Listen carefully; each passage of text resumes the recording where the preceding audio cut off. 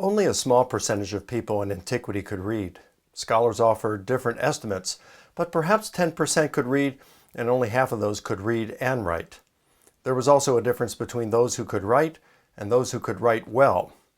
In antiquity, by the time children of well-to-do families reached their mid-teens, they had already learned how to write and would proceed to the next level where they would be taught to write well.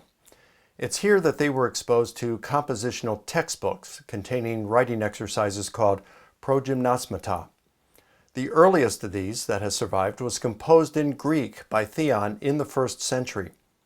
Quintilian provided similar exercises in Latin in the 1st century. However, there were others who preceded Theon and Quintilian.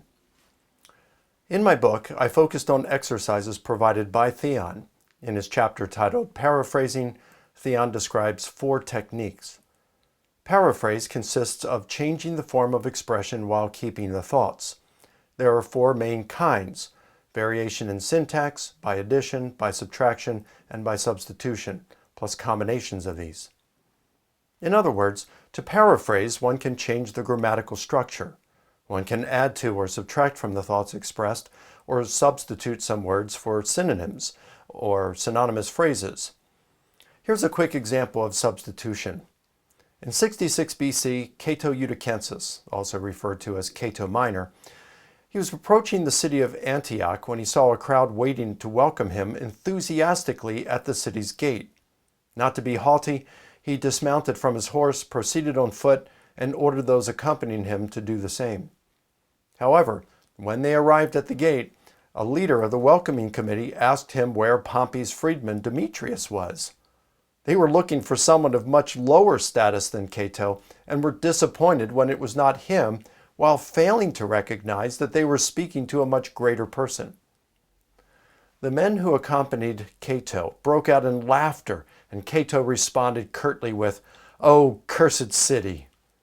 That's how Plutarch reports what he said in his life of Cato Minor.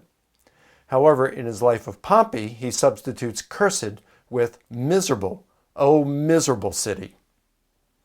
Theon goes on to say there are even more techniques. There are other ways of varying the content along the lines discussed in the chapter on narration. For example, recasting an assertion as a question as a potentiality, and similarly other forms of expression that we mentioned. Here's a quick example of Plutarch changing a statement to a question.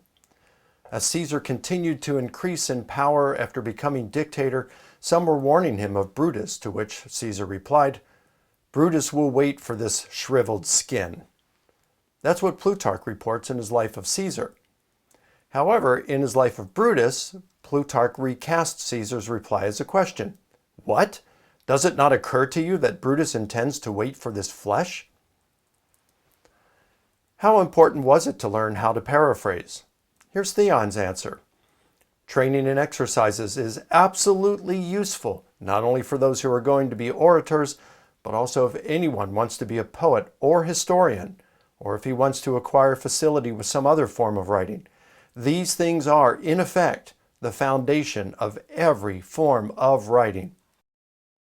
Theon says that these exercises in paraphrasing and writing narrative are absolutely useful to those aspiring to be historians, because they are the foundation of every form of writing. Let's look at a few examples of these techniques being used by the Gospel authors. I'll assume that Mark was the first Gospel written, as do a very large majority of scholars. Those interested in why the majority think Mark was written first may find Season 2 of my Risen Jesus podcast helpful.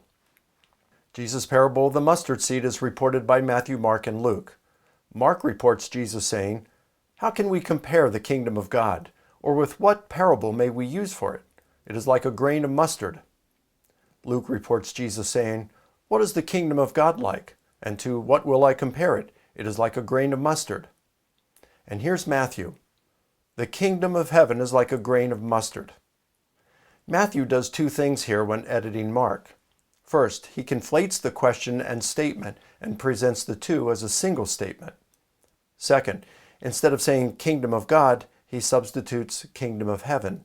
In fact, Matthew has a habit of changing kingdom of God to kingdom of heaven. When speaking to Jews, Jesus may very well have used kingdom of heaven instead of kingdom of God. Regardless of the reason, Matthew edits Mark.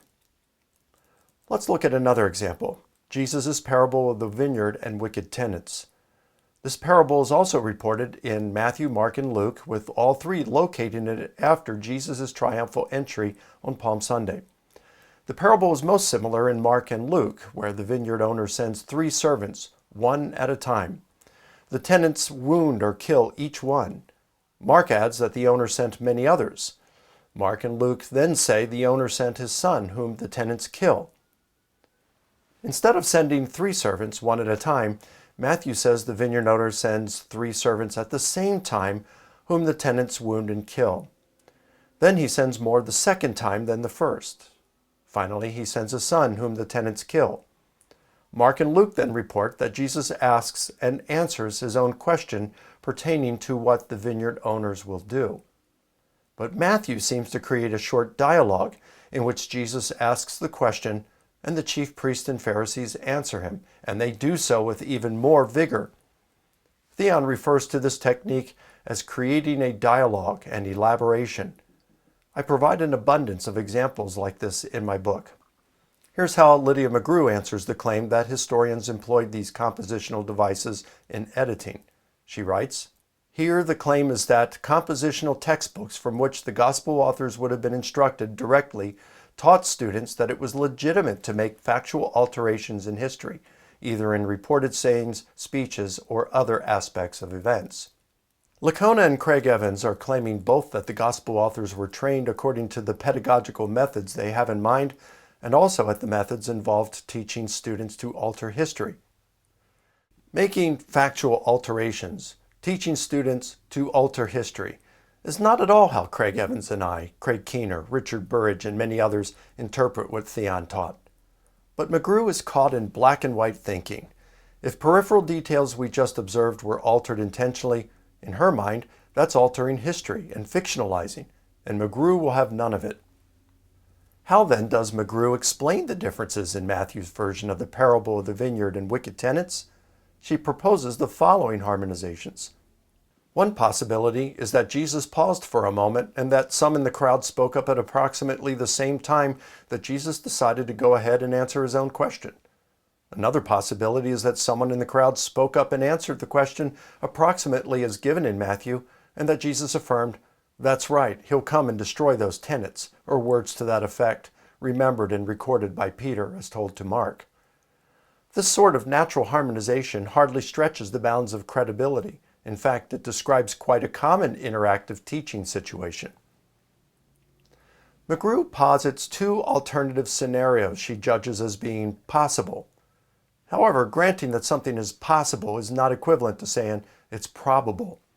I'm willing to grant that both of her invented scenarios are possible, even perhaps plausible. However, I believe the solution I provided is likewise possible and plausible. The remaining question is, which is the more probable solution?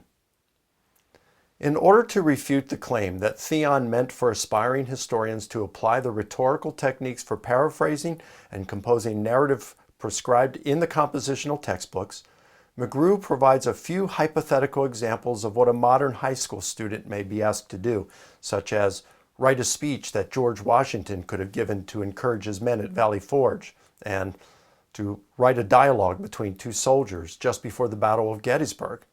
She then says, "Just as there is no reason to think that students who were taught to write from a curriculum like the hypothetical modern one just described will get the idea that creative alteration and invention of fact are welcome in serious historical writing, there is no reason to think that Theon's exercises were taken to be instructing students in that way either. The literary device theorists are therefore completely misinterpreting and misapplying these exercises when they imply that they provided historiographical models that instructed students to change historical facts. The Greek exercise books do recommend paraphrase as an exercise, but make no statement whatsoever about the degree of freedom allowed or encouraged in reporting of the spoken word in history. That is simply not the point of the exercises. The authors of the exercise books are writing curricula in rhetoric, and those curricula are not teaching the ethics of truthfulness and reporting history one way or another. Even if Theon did not explicitly state that historians are to handle their sources this way when writing history, it's a very small step to surmise that they would later when engaged in historiography. And remember Theon's statement that training in these exercises is necessary for those aspiring to be historians.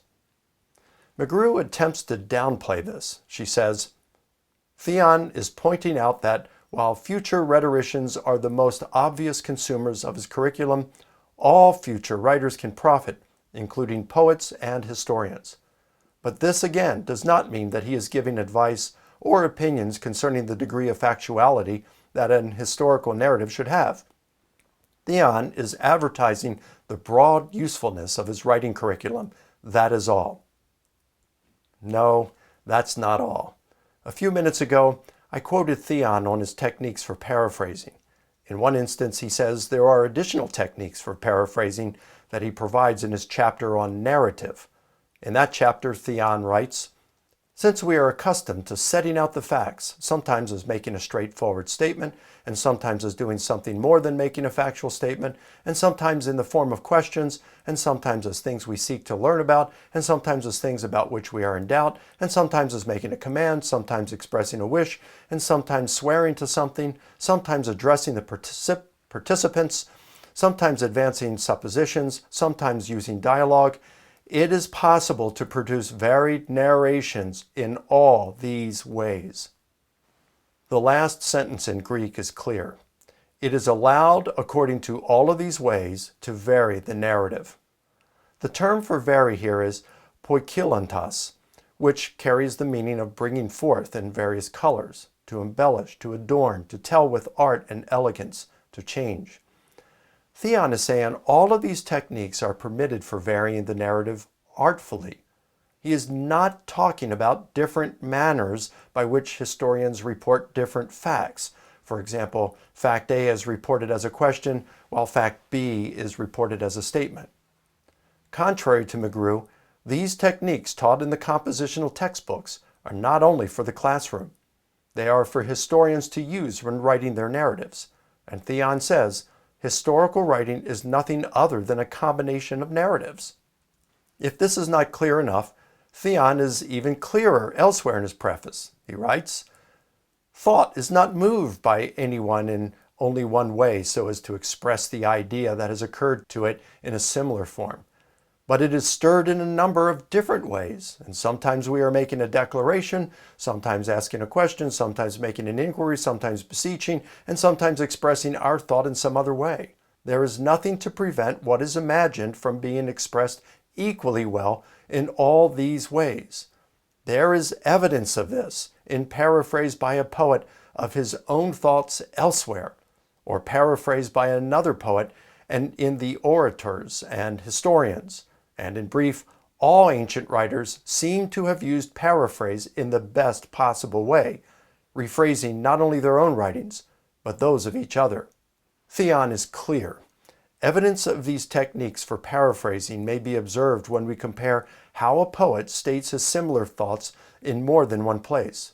It may be observed in similar comparisons with orators and historians. The matter concerns how an author states the same thought in a different form. Therefore, I was actually mistaken in my book when I wrote, in these exercises, students improve their skills by altering the wording of their sources. Although the textbooks do not specifically state this was the manner in which they handled their sources when writing professionally, it is a very small step of faith to surmise they would employ such alterations. Theon says that all ancient writers used these techniques by rephrasing their own writings and the writings of others. And in my book, I provide many examples that show how Plutarch paraphrases his own writings and how Matthew and Luke paraphrase Mark. And there's even more. Theon has a chapter on elaboration in which he writes, elaboration is language that adds what is lacking in thought and expression. What is lacking can be supplied by making clear what is obscure, by filling gaps in the language or content, by saying some things more strongly or more believably or more vividly or more truly or more wordily, each word repeating the same thing, or more legally, or more beautifully, or more appropriately, or more opportunely, or making the subject pleasanter, or making a better arrangement or a style more ornate. We often observe elaboration when ancient historians improved or wrote speeches. Indeed, Lucian prescribed that historians should do this when recounting a speech. And couldn't this be what we observe Matthew doing with the reply of the chief priests and Pharisees when Jesus asked them what the vineyard owner will do to those who killed his son? What of McGrew's contention that Theon is not touching on the ethics of truthfulness in historical reporting? It's McGrew's black and white concept of truthful reporting that leads her to think ethics is involved. Since Theon and other rhetoricians are teaching aspiring historians that when writing narrative, they are to paraphrase their sources using the techniques they are practicing, it's clear that these rhetoricians did not regard it as unethical to bring about these minor alterations. Moreover, we observe some of the finest ancient historians using many of the forms of the rhetorical devices learned in the compositional textbooks. Classicist Ronald Meller writes of Tacitus, "His historical training informs every page of his histories, but it is most obvious in his reliance on speeches to shape the historical narrative. Even Rome's enemies are granted an opportunity to speak, and to speak more effectively than they ever actually did on the battlefields of Britain or Germany." Now, where did Tacitus learn to improve or invent speeches? From the exercises in the compositional textbooks. Moreover, when we observe Plutarch writing of the same events, we see him doing these things. He never copies and pastes. So we must observe what historians of that period are doing. Do they invent speeches? Yes. Do they paraphrase and elaborate in order to improve the quality of a speech or even a narrative?